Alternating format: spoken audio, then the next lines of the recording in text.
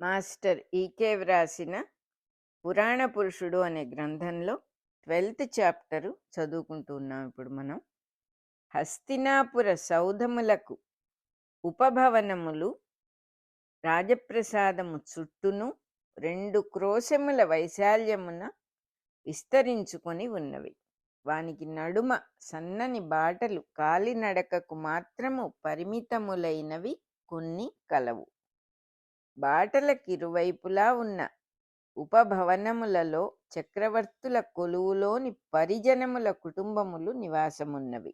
ఆ భవనముల పైన ఉన్న గోపుర ద్వంద్వము భూమిలోనికి తల్లక్రిందులుగా దూరి ఊడలు దిగినట్లు కోనేటి నీటిలో ప్రతిబింబితములై సూర్యోదయమునకు ముందున్న తొలి వెలుగులో దూరము నుండి మసక మసకగా కనిపించుచున్నవి.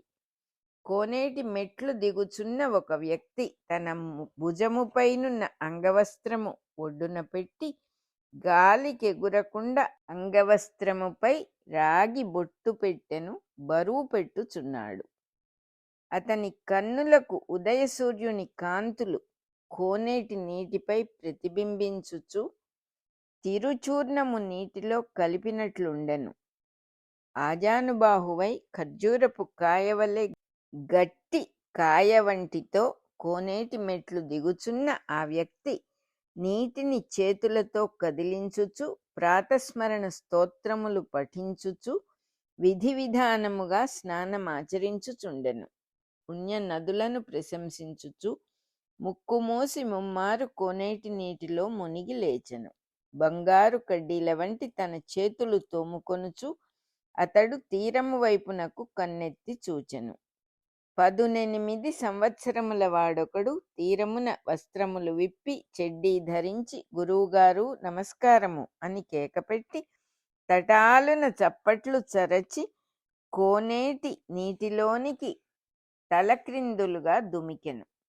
పల్లటీలు కొట్టుచూ స్నానము చేయుచున్న విదురుని సమీపమునకు వచ్చి నీరు కదిలించుచూ నిలబడెను. విదురుడు చిరునవ్వు నవ్వి స్నానము పూర్తి చేసి మెట్లెక్కి ధౌతవస్త్రములు ధరించి బొట్టు పెట్టె తీసి తిరుమణి తిరుచూర్ణములతో ఊర్ధ్వపుండ్రములు దిద్దుకొనుచుండెను. యువకుడు స్నానము పూర్తి చేసి ధౌతవస్త్రములు ధరించి విదురుని సమీపమునందు మెట్లపై కూర్చుండెను. విదురుడు సాహసము, వివేకము, చిత్తశుద్ధి, శాంతి మొదలగు గుణములు పుట్టుకతోనే వచ్చును గాని అభ్యాసము చేసినచో అంటవు. నీవు పుట్టుకతో అతి సాహసివి. నేను మెట్టు దిగి స్నానము చేయగా ప్రతిదినము నీవు దుమికి పల్లటీలు కొట్టి స్నానము చేయుదువు. నేను వలదని చెప్పినచో నీకు నచ్చదు. తగులబోవు దెబ్బను ముందే తెలుసుకొని వివేకము అలవడవలెను. అలవడని దశలో హితము చెప్పినచో చాదస్తం అనిపించును. సాహసము నాకు సహజ గుణమని మా తల్లి రాధాదేవి కూడా ప్రతిదినము భయపడుచునే నన్ను మెచ్చుకొనుచుండును. లేక లేక మాకు దొరికిన వాడవు, సాహసపు పనులు చేయకుమని ఆమె నన్ను అనుదినము హెచ్చరించుచుండును. హెచ్చరించుచునే మెచ్చుకొనును అని పలుకుచున్న రాధేయుని కన్నులు సౌందర్య గర్వరేఖలతో మెరిసిపోయెను. కరగించిన బంగారు పోత పోసినట్లున్న రాధేయుని దేహకాంతులపై ప్రభాత భాను కిరణములు ప్రతిబింబించుచుండగా ముఖము బాలభాస్కరుని వలె మిసమిసలాడినది.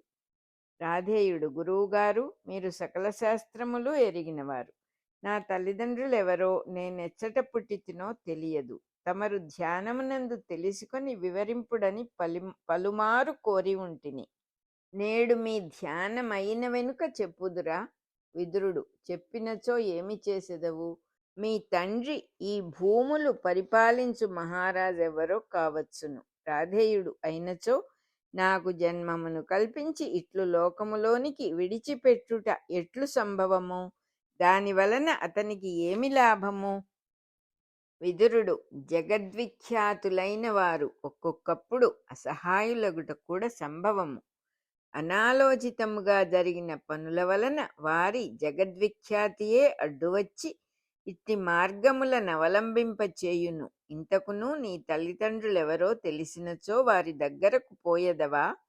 రాధేయుడు పోయెదను. పోయి నేను వారి కుమారుడనని నిరూపించుకొందును. వారు నన్ను ఆదరింతురు. అప్పుడు నేను తిరస్కరించి వారిని అవమానించి మరల నా తల్లి రాధాదేవి దగ్గరకు వచ్చెదను. అట్లు చేయవలెనని నాకు కుతూహలముగా ఉన్నది.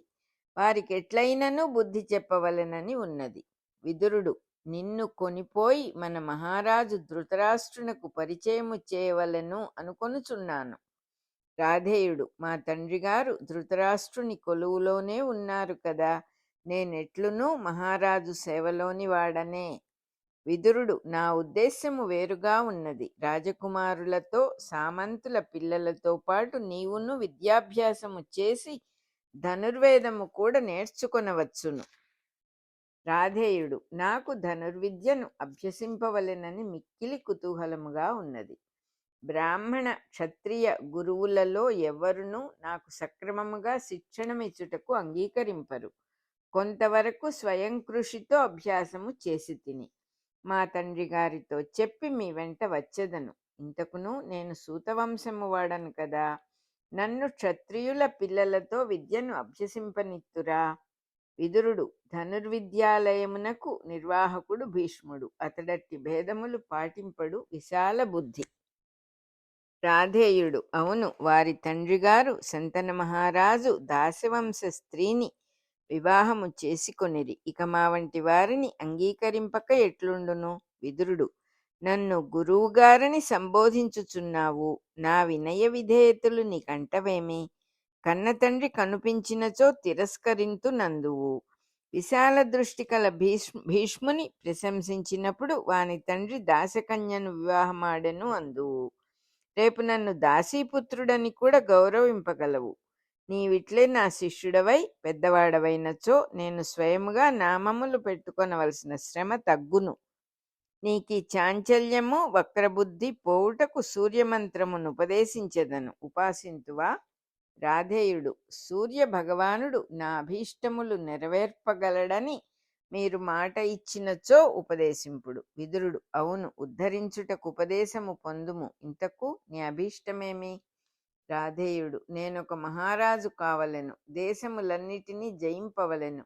శత్రు సంహారము చేసి బాహుబలము ప్రకటింపవలెను. విదురుడు, శత్రు సంహారము చేయవలెనన్నచో మొదట శత్రువులను సృష్టించుకొనవలెను. నీ నోరు దానికి బాగుగా పనికివచ్చును.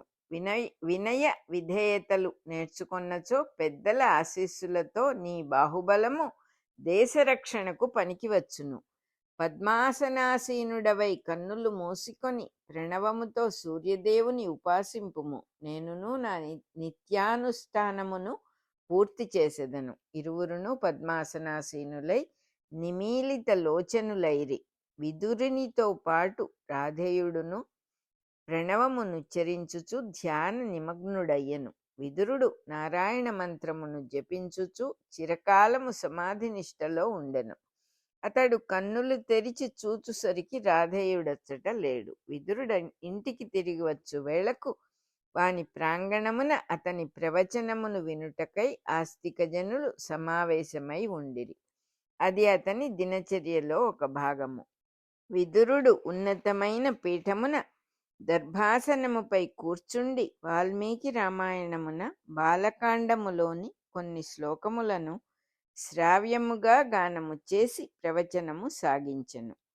రావణుని దుండగములను గూర్చి బ్రహ్మాదులు నారాయణునితో మొరపెట్టుకొనుటకు క్షీరాబ్ధికి పోవుట, నారాయణుడు రావణ వధార్థమై లక్ష్మీదేవితో భూమికి దిగివచ్చుటకు అంగీకరించుట అను ఘట్టమును గానము చేసి ఇట్లు వ్యాఖ్యానించెను.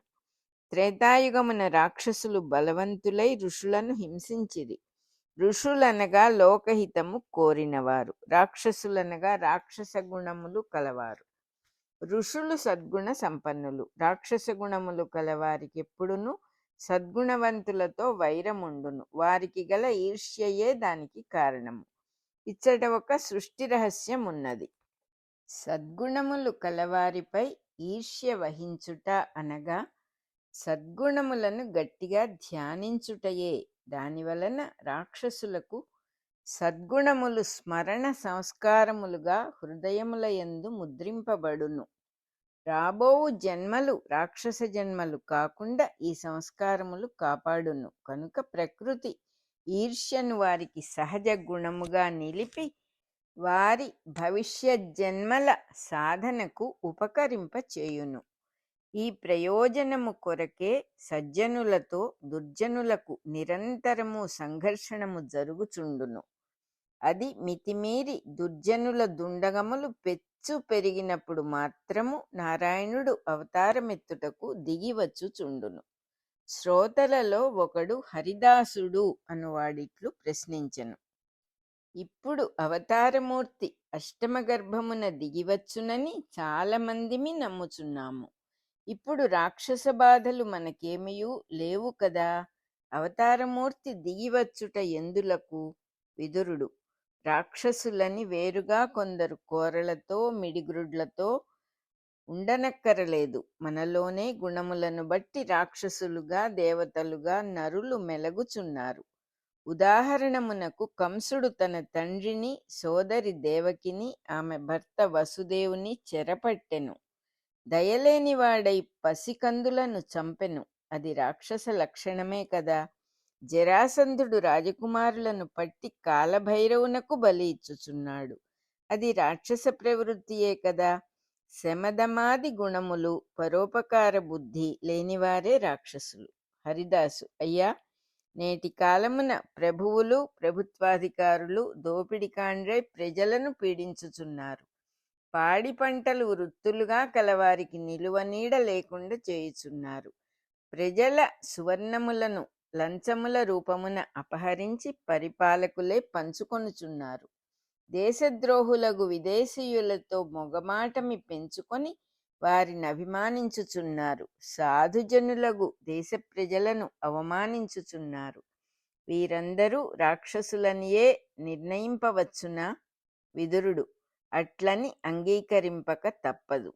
హరిదాసు: అయినచో నారాయణుడు వెంటనే దిగివచ్చి వారిని శిక్షింపక జాగు చేయుట ఎందులకు? ఎప్పటికప్పుడే శిక్షింపవచ్చును కదా. విదురుడు: శిక్షించుటకే అష్టమ గర్భమున అవతరించుట. ఇప్పుడు కూడా శిక్షించుచునే ఉన్నాడు. దానిని గ్రహించుట కష్టము. ప్రభుత్వాధికారుల దోపిడులను లంచములను ఎదుర్కొనక ప్రజలు సహించుచున్నారు. సహించుట అనగా తాము కూడా ఆ పాపములో భాగము పంచుకొనినట్లే కదా.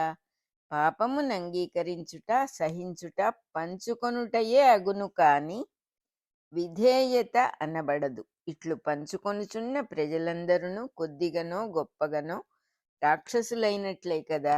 ఈ విధముగా ప్రజలు కూడా పాపులుగా ప్రవర్తించిన తరములలో ప్రభుత్వములు కూడా వానికి తగినట్లే ప్రవర్తించి పరిపాలించును. ప్రజల నుండియే ప్రభుత్వాధికారులు కూడా పుట్టుచున్నారు కనుక వారి దుష్టత్వమే వారిపై ప్రభుత్వముగా ప్రత్యక్షమై బాధించును. దానివలన ప్రజలు దుఃఖ దారిద్ర్య బాధలు అనుభవింతురు. ఇంతకన్నా శిక్షించుటకు నారాయణుడు అంగీకరింపడు. అందరినీ చంపినచో ఇంక ప్రజలే ఉండరు. కనుక నారాయణుడు ప్రజలను చంపక ప్రాణములతోనే శిక్షించును. ప్రజలలో ఒక్కొక్కడే ప్రభుత్వమున కమ్ముడుపోయి మిగిలిన ప్రజలకు కీడు తలపెట్టును.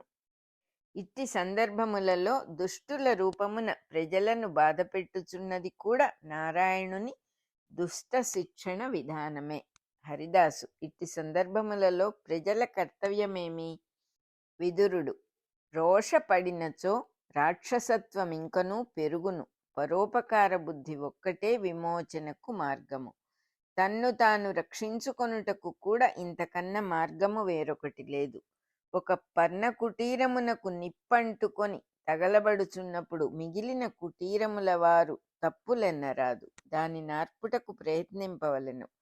యత్నింపనిచో తమ కుటీరములు కూడా తగులబడిపోవును. ధర్మము యొక్క స్వరూపమిట్టిది.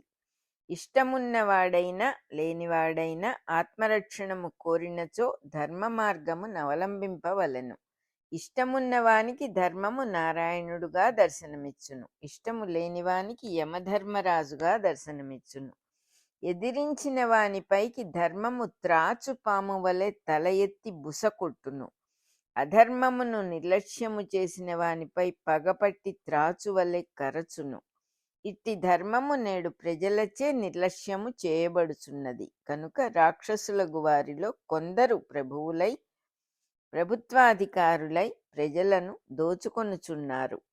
ధర్మగతి సూక్ష్మమై గ్రహించుట కష్టము కనుక ఇట్టి శతాబ్దములలో నారాయణుడు వాసుదేవుడై ప్రజలలో వసించుచు వేరుగా శ్రీహరి అయి భూమికి అవతరించును. హరిదాసు. దీనిని బట్టి ఎవడైనను తానవతారమని చాటుకొనవచ్చును గదా. వాని చేతులలో ప్రజలు మోసపోకుండా నిజమైన అవతారమూర్తిని గుర్తించుట ఎట్లు? విదురుడు. అవతారమూర్తిని గుర్తించుటకు ప్రజలెవ్వరునూ తహతహ పడనక్కరలేదు. అతడే గుర్తింపచేయును. తన ధర్మమును తాను సక్రమముగా నిర్వర్తించుచుండుట ఒక్కటే ప్రజల కర్తవ్యము. దానిని మాని అవతారమూర్తికై ఎదురుచూచువారు ఎవనికో భజన పరులై బ్రతుకవలసి వచ్చును.